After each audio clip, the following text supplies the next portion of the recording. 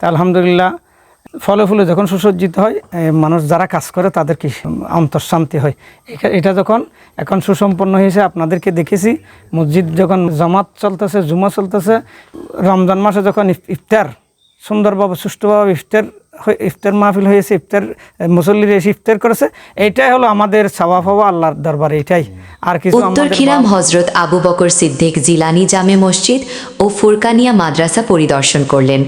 উক্ত মসজিদ ও মাদ্রাসার প্রতিষ্ঠাতা বিশিষ্ট শিক্ষানুরাগী ও দানবীর জনাব মোহাম্মদ রফিকুল আলম সাহেব উক্ত পরিদর্শনে উপস্থিত হয়ে মসজিদ মাদ্রাসার সার্বিক খোঁজ খবর নেন এবং এলাকার অসুস্থ রোগীদের দেখতে ছুটে আসেন খিরামের অসংখ্য প্রতিষ্ঠানের প্রতিষ্ঠাতা ও বিশিষ্ট আলেম এদিন সমিতিরহাট ইসলামিয়া সুন্নিয়া আলিম মাদ্রাসার অধ্যক্ষ মাওলানা মোহাম্মদ ইলিয়াস খান আল কাদেরি মাদ্দা জিল্লাহুল আলী।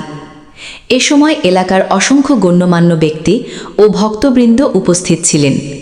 পরিদর্শনে এসে ভক্ত ও স্থানীয় জনগণ তাদের অনুভূতি ও সন্তুষ্টি প্রকাশ করেন।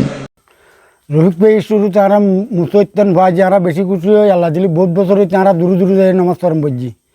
এবার এত দিয়ে মুসৈতান আইন আরা বেশি খুশি হয়, আর আল্লাহ দিলি ব্যাগগুলো দূরে দূরে জন্ম পড়ে তারা আল্লাহ দিলি নামাজ পড়তে।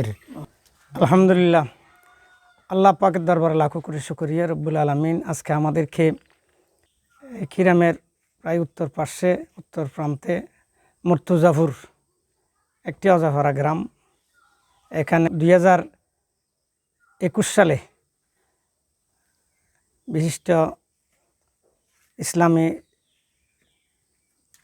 চিন্তাবিদ এবং শিক্ষানুরাগী জনাব আলহাজ রফিকুল আলম সাহেবের বদান্যতায় এই মুর্তুজাফুরে আমরা একটা সুন্দর মসজিদ নির্মাণ করেছি আলহামদুলিল্লাহ।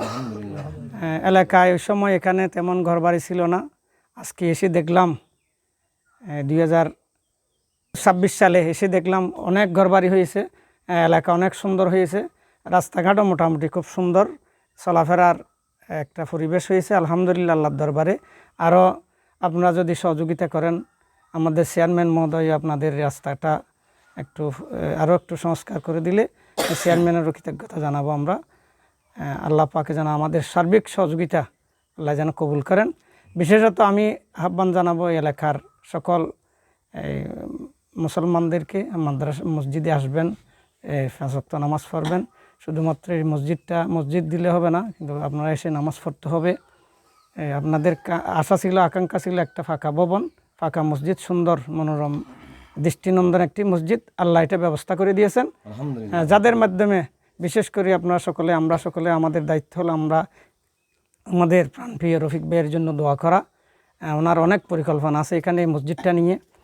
যেমন আপনাদের রমজান মাসে ইফতার মাহফিল, ইফতারের জন্য 30 দিনের ইফতারের জন্য একটা ব্যবস্থা আছে। দ্বিতীয়ত আমরা পরিকল্পনা করেছিলাম এই নির্মাণ করার সময় এখানে আমাদের একটা ফুরকানিয়া মাদ্রাসা, এই ফুরকানিয়া মাদ্রাসাটাও সুষ্ঠুভাবে পরিচালনা করা চলা, যার কৃতজ্ঞতা না বললেও আমাদের শুকরিয়া আদায় হবে না। আমাদের ডাবুয়া রাউজানের ডাবুয়া গৌসিয়া মাদ্রাসার সেক্রেটারি জনাব মোহাম্মদ শফিউল আজম সাহেব, ওনার অনেক পরিশ্রম এই মসজিদের মধ্যে অনেকবার এখানে এসেছিল। উনি এখন অসুস্থ, ওনার জন্য সকলে দোয়া করবেন, কালমায়ে তাশাক্কুর বর্ণনা করবেন আমাদের এই মসজিদের, যার মাধ্যমে এই মসজিদ আমরা নির্মাণ করেছি। আমাদের বিশিষ্ট শিক্ষানুরাগী দানবীর জনাব আলহাজ রফিকুল আলম ভাই। আসসালামু আলাইকুম রহমতুল্লাহ। আসসালামু আলাইকুম রহমতুল্লাহি ওয়া বারাকাতুহু। আমার শুরুটা হলো যে এই মসজিদটা করার কথা ছিল হাটহাজারিতে।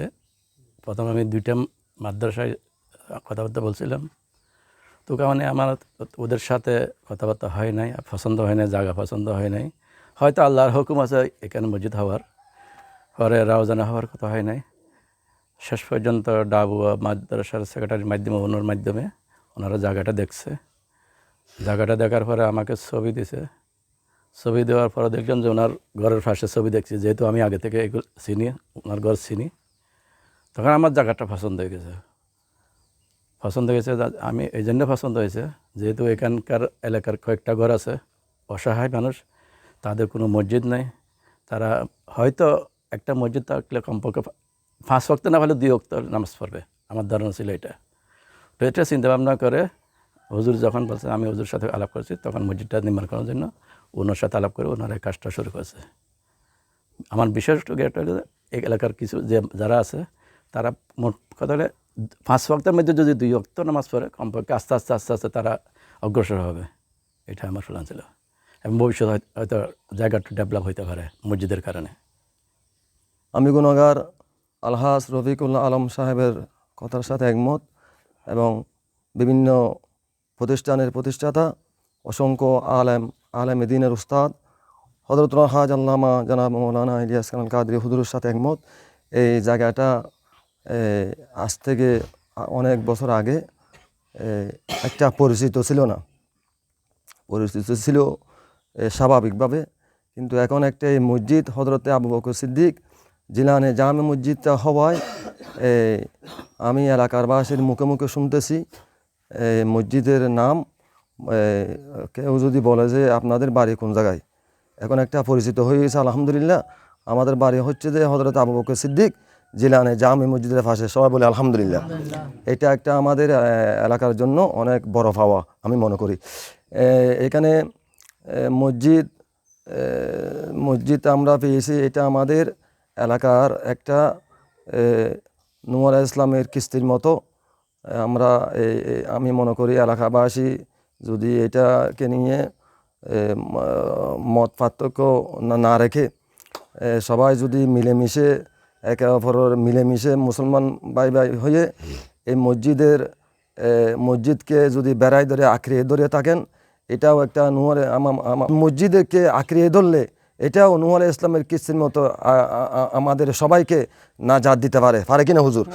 আলহামদুলিল্লাহ, এই খেয়াল দিয়ান করে আমরা কিয়ামতের উদ্দেশ্যে আমরা এই মসজিদকে আঁকড়িয়ে ধরবো। এই মসজিদ এটা কোরআন হাদিসের ভিত্তিতে আমার মামা একদিন ওয়াজ করেছে, আমি শুনেছিলাম। মসজিদুল আকসা, মসজিদে বাইতুল্লাহ, মসজিদে নববী, এই 3 মসজিদ ছাড়া কোনো মসজিদে বড়। আলহামদুলিল্লাহ, দূর দূরান্ত থেকে এখানে মুজিবনগর থেকে দূর দূরান্ত থেকে শুক্রবারে জুমার নামাজ পড়ার জন্য দূর দূরান্ত থেকে এই মসজিদে চলে আসে। এবং এই মসজিদে আমি অনেক কথাগুলা বলতে পারতেছি না, এগুলা বলা নিষেধ। এখানে আউলিয়া ইকরাম এসে রাত্রে, আউলিয়া ইকরাম এখানে একটা প্রসিদ্ধ কবরস্থান আছে অনেক পুরাতন, এই কবরস্থান এবং এই মসজিদে আউলিয়া ইকরামের নজর করম থাকায় এখানে এই মসজিদটা অতি দ্রুত সাফল্য হয়ে অতি দ্রুত আমাদেরকে জুমা উপহার দিয়েছেন, সবাই বলে আলহামদুলিল্লাহ।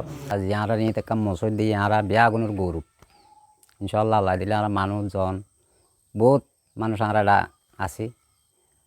আর একান দুর্ভাগ্য এখন শুধু আর রাস্তাখান চেয়ারম্যান বা এমপি সাহেব ধরিয়ে আরাতে কেন রাস্তাও গরম করব, আরাতে এমনি সাবডে ভালো দরকার, সাবডে ভালোর প্রয়োজন। আর একান উজুখানা আর মুসৈতান আর রফিক ভাইয়ের মাধ্যমে আর উজুরের মাধ্যমে আরা বহুত কষ্টের বিনিময়ে মানে মুসৈতান আরা খায় আল্লাহ। 2000 মসজিদে আরো জানি হইতাম এর বা আল্লাহ রকম একটা মসজিদে আরো সহিজে গুজি বা আরো এবার ফকে ইয়ারে গুজি আরো ইয়ার ফকে এবার আরো সহিজে গুজি। আউযু বিল্লাহি মিনাশ শাইতানির রাজিম, বিসমিল্লাহির রহমানির রহিম। আসসালামু আলাইকুম ওয়া রাহমাতুল্লাহ। হযরত আবু বকর সিদ্দিক জিলানী জামিয়া মসজিদ 2021 আর প্রতিষ্ঠিত হয়ে আল্লামা হযরত ইলিয়াস খান সাহেব মুনতাজিরুল্লাহ আলিয়া ওর মাধ্যমে আনে দিই। তো আরতে এলাহাবাসী সকল অনেক দূরত্বভাবে দূরে যাই নামাজ কালাম ফরম। আল্লাহ তার পরিবার পরিজনকে নিয়ে আল্লাহ সুখে শান্তি থাকার ব্যবস্থা করো আল্লাহ। আল্লাহ তুমি তার ছেলেদেরকে আল্লাহ যুগের শ্রেষ্ঠ শিক্ষিত বানিয়ে দাও আল্লাহ। তার ছেলে মেয়েদেরকে আল্লাহ তুমি ইজ্জতের জিন্দগি খুশহালতের জিন্দগি নসিব করো আল্লাহ। তার বিদ্যা আম্মাজানকে আল্লাহ হায়াতে তৈয়বা দান করো আল্লাহ। খুশহালতের জিন্দগি নসিব করো আল্লাহ। আল্লাহ জনাব শফিউল আলম সাহেবকে আল্লাহ তুমি সুস্থতা দান করো আল্লাহ। তার আল্লাহ যে অসুস্থ শরীর আল্লাহ তার অনেক অবদানে কিরাম আবু বকর সিদ্দিক জিলানী জামা মসজিদের আল্লাহ তুমি তার সমস্ত খেদমাতকে কবুল করো আল্লাহ। তার প্রতিষ্ঠিত গৌসিয়া গাউসিয়া মাদ্রাসা ডাবুয়া, পশ্চিম ডাবুয়া গাউসিয়া মাদ্রাসাকে কবুল করো আল্লাহ। আল্লাহ তুমি তার পরিবার পরিজনদেরকে কবুল করো আল্লাহ। আল্লাহ আমাদের সকলের উপস্থিতিকে কবুল করো, আমাদের আন্তরিকতা এখলাসকে কবুল করো আল্লাহ। মুসাবাইয়ের আল্লাহ যে আন্তরিকতা যে এখলাস দেখিয়েছেন তার আন্তরিকতা এখলাসকে কবুল করো আল্লাহ। আল্লাহ সকলকে ইমাম সাহেবকে আরো আল্লাহ হিম্মতের সাথে আল্লাহ শোক নিয়ে আল্লাহ খেদমত করার তৌফিক দান করো আল্লাহ। ওয়া সাল্লাল্লাহু তাআলা আলা খাইরি খালকিহি ওয়া নূর আরশি মুহাম্মাদিন ওয়া আলিহি ওয়া সাহবিহি আজমাইন বিরহমাতিকা। লা ইলাহা ইল্লাল্লাহ। আসসালামু আলাইকুম।